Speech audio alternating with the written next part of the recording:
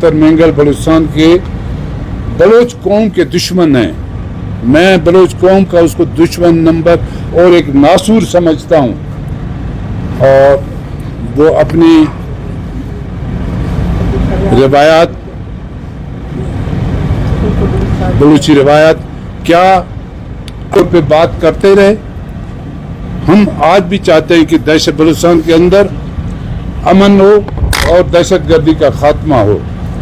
Peoples party نے ہمیشہ بلوچستان کے اندر پیپلز پارٹی کے کارکنوں نے کوڑے کھائے, اذیتیں برداشت کی, ہتھکڑیاں لگی.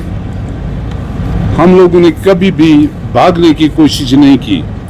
پیپلز پارٹی بلوچستان کے اندر جب سے معروض وجود میں آئی ہے, پیپلز پارٹی آج تک یہاں پہ اس کی وجود ہے اور ہر انتخابات میں پیپلز پارٹی کامیاب ہوئی ہے. اور جمہوری طریقے سے آج جو ہم لوگ یہاں کھڑے ہیں, ہم عوامی قوت, عوامی طاقت, عوامی ووٹ سے یہاں آئے ہیں. اختر مینگل کی پارٹی ورڈ یونین کونسل کی ایک پارٹی ہے, ایک ایم پی ہے, اس کی حیثیت ایک یونین کونسل کی, آدھے یونین کونسل کی ہے. آج وہ دہشت گردوں کی سرپرستی کرتے ہیں بلوچستان کے اندر. خواتین کو کے پیچھے چھپتے ہیں.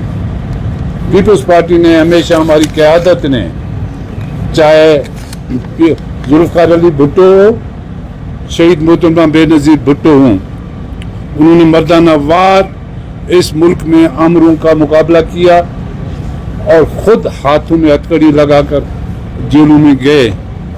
دھمکیاں, ان کو پتا تھا جب ذوالفقار علی بھٹو نے اس ملک کو ایک جمہوری اور پارلیمانی سیاست کے راہ پر چلایا تو پیپلز پارٹی نے اس ملک کو ایک ایٹمی طاقت بھی تھی, اس کو پتا تھا کہ سامراجی قوتیں میری جان لیں گی, لیکن انہوں نے اس چیز کی پرواہ نہیں کی.